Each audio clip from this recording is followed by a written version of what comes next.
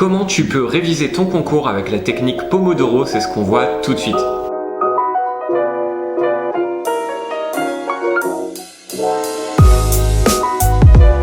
Alors dans cette vidéo, ce qu'on va voir ensemble, c'est une technique pour pouvoir réviser efficacement. Et pourquoi je te fais cette vidéo? Tout simplement parce que j'ai remarqué en discutant avec des anciens collègues de formation et autres ils n'avaient pas vraiment de technique en fait. En gros, ils ouvraient leur manuel et puis ils lisaient quand ils étaient motivés. Et du coup, le fait de ne pas avoir vraiment de technique, de ne pas avoir de cadre, c'est un petit peu compliqué pour s'y mettre parce que ça nous donne pas trop envie.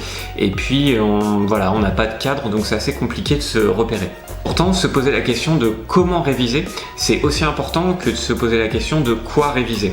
Alors, quoi réviser, c'est la base. Évidemment, tu vas pas réviser du solfège alors que tu révises ton concours, on est d'accord. Mais de se demander comment je vais réviser mes concours, comment je vais réviser le droit, les finances et tout, c'est aussi hyper important. Et pour ça, il y a plein de techniques différentes que je vais évoquer dans différentes vidéos. Et aujourd'hui, la technique qui nous intéresse, c'est la technique Pomodoro. Je parle un petit peu de ces techniques-là dans mon petit e-book, les 6 étapes pour réussir son concours. Donc je sais pas si tu l'as déjà téléchargé, mais en tout cas, si tu l'as pas fait, le lien est dans la description en dessous. Revenons maintenant sur ce qu'est cette technique Pomodoro. On va définir rapidement le concept. C'est Francesco Cirillo, alors je suis nul en italien, donc je dois mal le dire, qui a inventé cette technique, je crois que c'était dans les années 80-90, qui en fait avait pour objectif d'avoir une meilleure concentration sur ses tâches en faisant appel à deux types de temps différents, c'est-à-dire des temps de travail entre guillemets intenses et des temps de repos.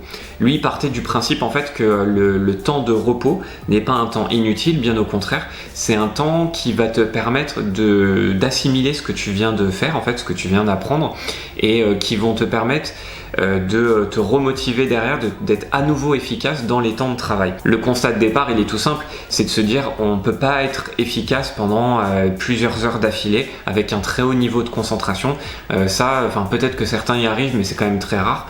Et donc en partant de ce constat, l'idée c'est de se dire bon, pour être plus efficace et pour en plus faire les choses avec un petit peu plus d'entrain, que ce soit pas une souffrance de travailler, et du coup il a créé cette méthode qui consiste concrètement à se dire je travaille pendant 25 minutes concentré, puis 5 minutes de repos, donc ça fait 30 minutes en tout, et de répéter ce cycle 4 fois, donc 25-5, 25-5, 25-5, 25-5.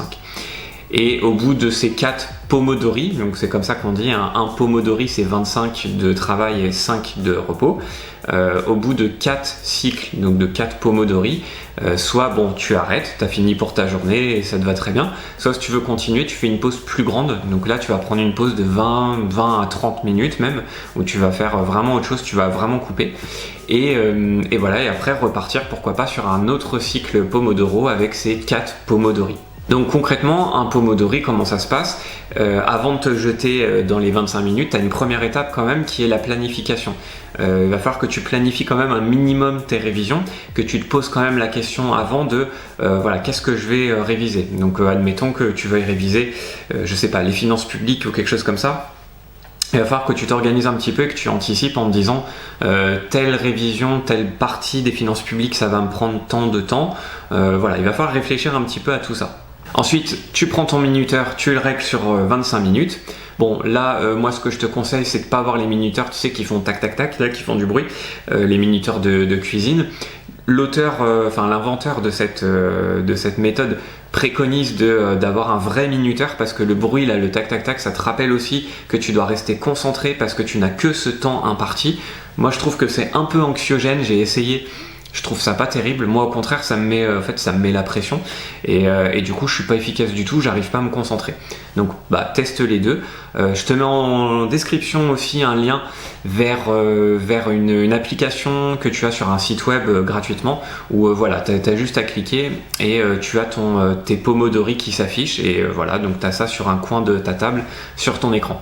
Alors ce qu'il faut savoir pour les 25 minutes de travail, on est d'accord que là c'est vraiment un travail vraiment monotâche, c'est-à-dire que ta fenêtre Facebook, ton téléphone portable, tes enfants, tout ça, ça n'existe pas. Pendant ces 25 minutes, tu dois être vraiment coupé du monde, tu dois être concentré à fond sur ta tâche. Ensuite, au bout de ces 25 minutes, le minuteur sonne.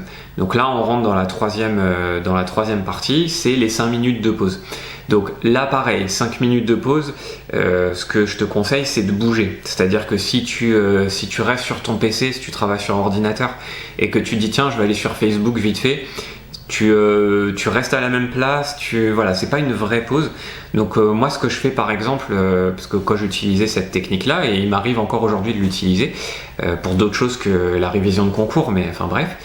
Et ce que je fais du coup, c'est par exemple, je m'étire. Donc voilà, je fais 5 minutes d'étirement parce que surtout si tu travailles assis, tu sais, on a les épaules un peu tombantes comme ça, c'est pas bon d'être plusieurs heures par jour comme ça. En gros, tous les étirements qui vont à l'inverse un peu de cette position assise, tu sais, de profil, je te le fais, qui est un peu t'es un peu comme ça quoi. Du coup, t'as les étirements. Hop, je te montre un petit peu comme ça, je sais pas si on voit bien. Où voilà, tu mets un peu les épaules en arrière, ou tu as aussi le classique, un petit peu celui-là où tu essaies de te grandir, pareil au niveau des épaules, ça fait du bien. Le cou, enfin bon voilà, après tu tapes étirement haut du corps sur YouTube et tu trouveras plein de trucs mieux expliqués que ce que je viens de te faire.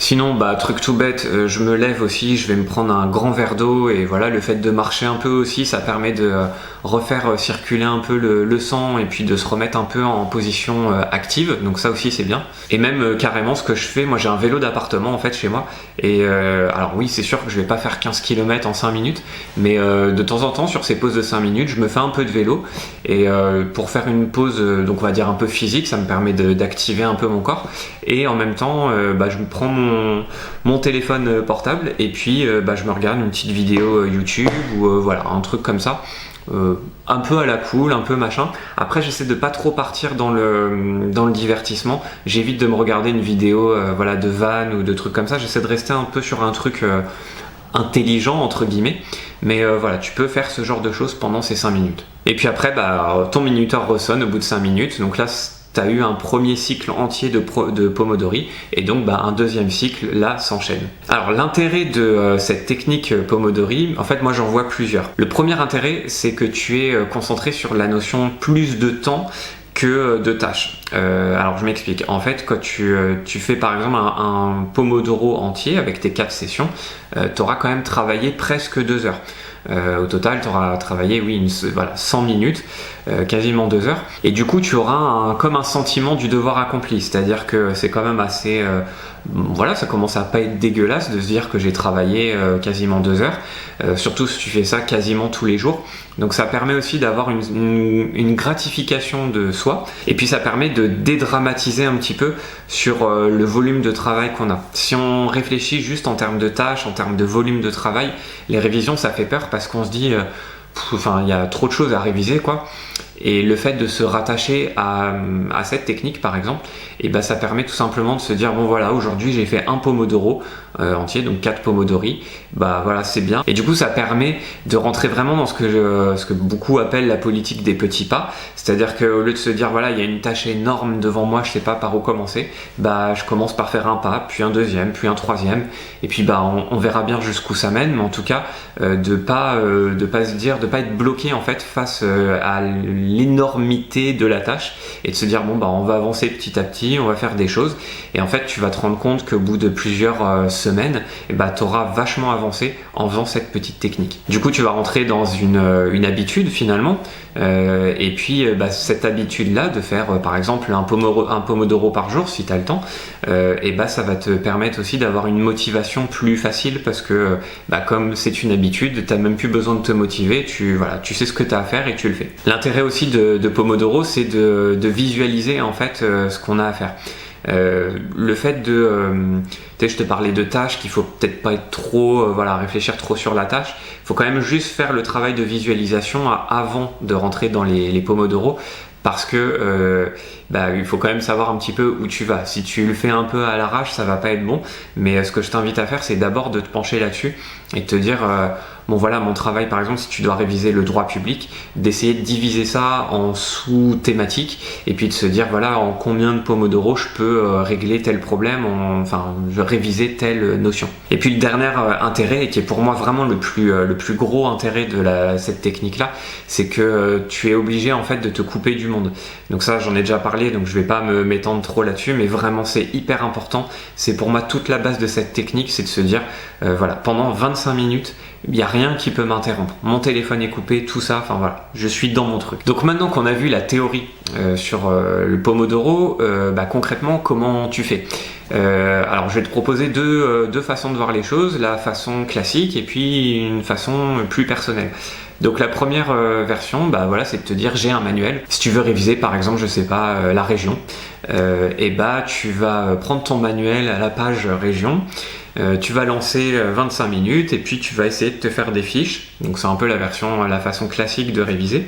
Et tu vas essayer de faire ça en 4 Pomodori. Et voilà, et à la fin ça va te faire une fiche normalement pas trop dégueulasse. Et puis l'autre version que je te propose, ça va être la façon fonctionnaire territoriale. Là l'objectif c'est de prendre donc un Pomodoro entier, donc 4 Pomodori de 25 minutes, pour vraiment intégrer une notion. Donc je te prends un exemple, les principes budgétaires par exemple. Donc j'ai déjà fait une vidéo là-dessus. Tu prends la vidéo. Donc le premier Pomodori, ça va être tout simplement de regarder la vidéo. Donc là, je t'ai mis un lien, tu as un i comme info avec la fiche. Tu regardes la vidéo. Voilà, moi je l'ai fait en mind map, donc normalement c'est quand même assez pédagogique. Donc normalement déjà c'est assez efficace. Donc ça c'est la première étape. Ensuite tu prends 5 minutes, alors ça fait pas tout à fait 25 minutes, mais bon, tu vois un peu l'idée. À la limite, n'hésite pas à mettre pause, à bien regarder le schéma, etc. Éventuellement à faire une petite recherche sur Wikipédia ou d'autres sites à côté. Ensuite, donc, tes 25 minutes sont passées, tu fais 5 minutes de pause. Et le deuxième Pomodori, tu vas relancer la vidéo, mais cette fois-ci, c'est juste pour l'audio. Donc tu vas écouter la vidéo et en même temps, tu vas prendre une feuille. Alors l'idéal, c'est une feuille A3, mais si tu n'en as pas une A4, ça suffira. Il faudra écrire assez petit, c'est tout. Et tu refais la mind map. Mais alors par contre, sans regarder le schéma, c'est un peu ça le but du jeu aussi, c'est que tu vas faire ta mind map, tu vas faire tes flèches et tout ça, et en même temps que tu vas m'écouter, tu vas faire les branches, les sous-branches, etc. Donc là pareil, n'hésite pas à mettre sur pause si ça va trop vite, enfin voilà, faut que tu arrives à trouver ton rythme. Mais voilà, le deuxième Pomodori, il va te servir à ça. Puis donc pause de 5 minutes. Ensuite, tu reprends, donc c'est le troisième Pomodori où là, ce que tu vas faire, c'est que la vidéo, ça y est, tu l'oublies. Tu prends donc la feuille que tu as faite dans le deuxième avec la mind map et tu vas la retravailler. Tu vas essayer de reformuler des choses pour que ce soit le plus clair possible pour toi, essayer de simplifier au maximum les choses et puis éventuellement illustrer. Donc ça peut être un petit dessin, un petit schéma. Par exemple pour le principe de l'annualité, tu peux dessiner un petit calendrier. Voilà, le fait d'imager les choses aussi, ça peut t'aider. Et puis évidemment, si ta première version, donc pendant le deuxième Pomodori, était un petit peu brouillonne, n'hésite pas à la refaire carrément au propre et à retravailler tout ça pour que tu aies vraiment une belle mind map faite par toi-même avec tes propres mots, avec l'objectif quand même que tu comprennes vraiment bien les choses. Ensuite, dernière pause de 5 minutes et puis on entame le dernier Pomodori de 25 minutes où là le but ça va être de t'approprier vraiment profondément le savoir qu'on a vu là depuis les 3 premiers Pomodori. Donc là c'est tu reprends ta feuille qui est propre maintenant, ta présentation, ta propre mind map à toi. Et ce que tu fais, c'est que tu vas l'expliquer à quelqu'un. Alors, si tu as quelqu'un et qui veut bien jouer le jeu, c'est parfait. Si tu n'as personne, comme moi, j'avais pas forcément du monde au début. Enfin, si, du coup, j'avais les vidéos. C'est pour ça que j'ai tourné les vidéos. Tu peux soit les expliquer en vidéo, ou alors tu peux donc faire comme moi. Ou alors tu peux les expliquer à toi-même dans le vide. Je sais que c'est un peu bizarre, on peut te prendre pour un fou, mais à la limite on s'en tape parce que vraiment c'est efficace. Le fait de réexpliquer les choses qu'on vient d'apprendre, c'est hyper efficace. Je m'étends pas là-dessus parce que je vais en faire une vidéo complète prochainement et tu vas voir que c'est vraiment top. Donc voilà, c'est un exemple de Pomodoro un peu personnalisé à ma façon.